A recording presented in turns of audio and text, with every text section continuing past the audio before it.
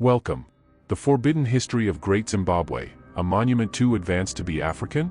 Imagine discovering a massive stone city in Africa, towers reaching toward the sky, walls so perfectly fitted they've stood for 800 years without mortar, and architectural sophistication that rivals medieval Europe. Now imagine the civilized world refusing to believe Africans built it.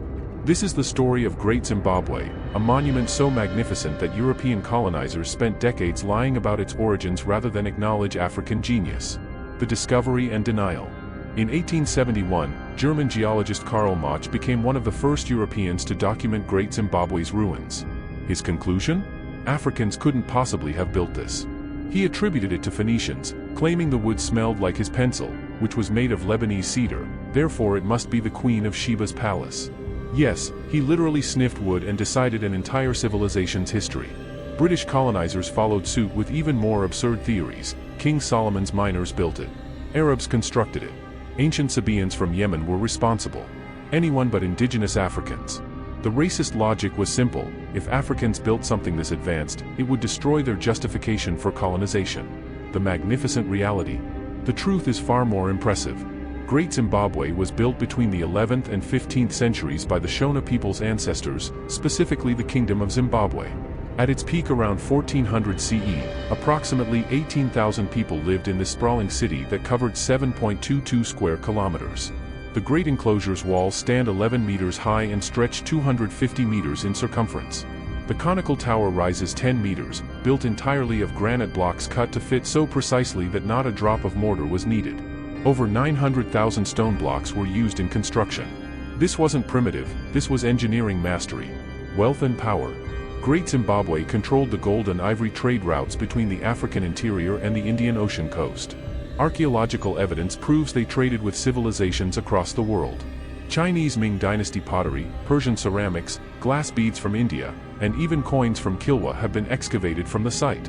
They weren't isolated, they were international power brokers. The kingdom minted their own currency, kept cattle herds numbering in the thousands, and developed sophisticated mining and metalworking techniques. Gold from Zimbabwe's mines flowed to Sofala on the coast, then to the Middle East, India, and China. The cover-up?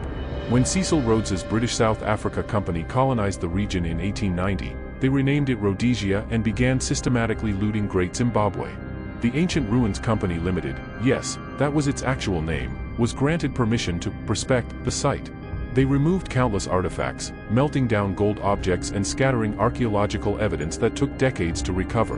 In 1905, British archaeologist David Randall Mackiver conducted the first scientific study and concluded definitively that Great Zimbabwe was built by indigenous Africans in medieval times. The Rhodesian government rejected his findings. They commissioned their own archaeologist, preferring comfortable lies to uncomfortable truths. Gertrude Cotton Thompson, a pioneering British archaeologist, conducted exhaustive research from 1929 to 1931. Her conclusion was unequivocal: the ruins and the culture they represent are unquestionably African. She presented her findings at the British Association meeting in 1929, demolishing every theory of non-African origin with archaeological evidence. The Rhodesian government's response? They banned her book and actively suppressed research that contradicted their narrative. Archaeologists faced pressure to falsify findings or lose funding.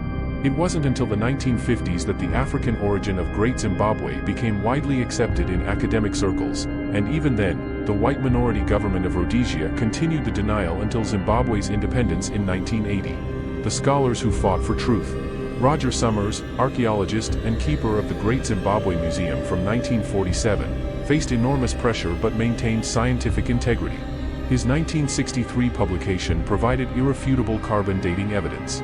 Peter Garlake, who served as inspector of monuments for Rhodesia in the 1960s, was eventually forced to leave the country in 1970 after refusing to support the government's false narrative about the ruins.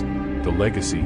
Today, Great Zimbabwe is a UNESCO World Heritage Site and the namesake of modern Zimbabwe. The Zimbabwe bird carved in soapstone found at the site appears on the national flag, a symbol of pride reclaimed after decades of denial. The ruins stand as testament not just to African architectural achievement, but to the lengths colonizers went to suppress African history. They couldn't destroy the stones, so they tried to destroy the truth. Great Zimbabwe proves what threatened European colonizers most, that African civilizations achieved greatness long before colonization, that they built monuments rivaling anything in medieval Europe. and that they participated as equals in global trade networks. The next time someone questions African achievement, remember Great Zimbabwe, where the stones tell a truth no amount of colonial propaganda could erase.